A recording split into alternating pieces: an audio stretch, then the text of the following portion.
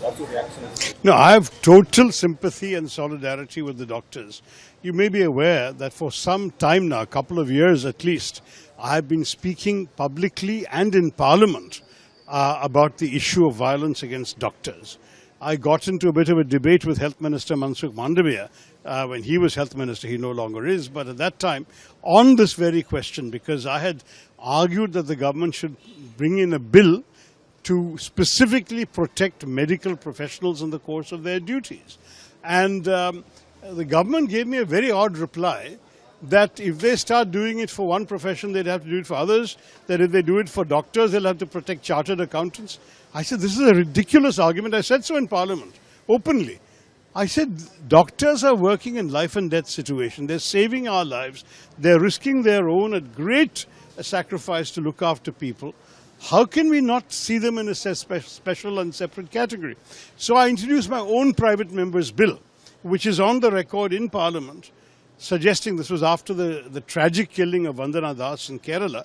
I called it the Vandana Das Memorial Act, in which I said we must.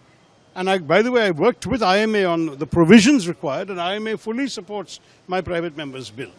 I have done many other events on the subject because I believe it's genuinely necessary.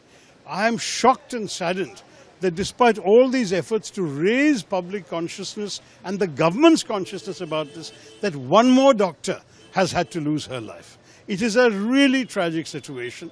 I believe this is an overdue necessity for this country to take specific steps to protect doctors. People enter hospitals in a state of mind which is often extremely tense. Sometimes the perpetrators are patients. Here there seems to have been some other factor or motive involved. I know this is a terrible, terrible situation.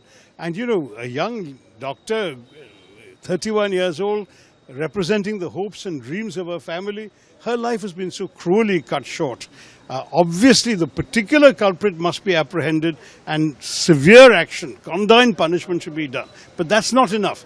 We must have a strong law, strong provisions and strong protections to ensure that doctors and medical practitioners do not have to suffer this kind of horror again. We should make it much more difficult. Why wasn't there a special restroom for doctors after a 36-hour shift?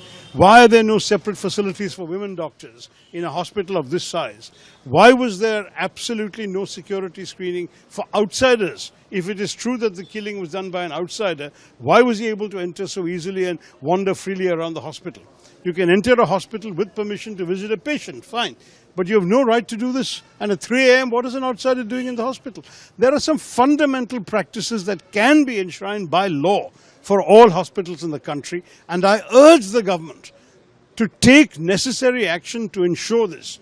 We are now reaching a stage where people are feeling it is unsafe to be a doctor. Not because they're afraid of catching disease. They're afraid of being attacked, of suffering violence. That should not happen in a country like ours. Are you amazing that they want a place like an airport like security in the hospital? Why not? Why not? You can't just go anywhere in an airport. Why should you be able to go anywhere in a hospital? Also, BJP saying that the Chief Minister should resign from the post. Look, this kind of politics is completely irrelevant as far as I'm concerned. We're talking about lives. Let's not drag everything down the muck and mud of politics.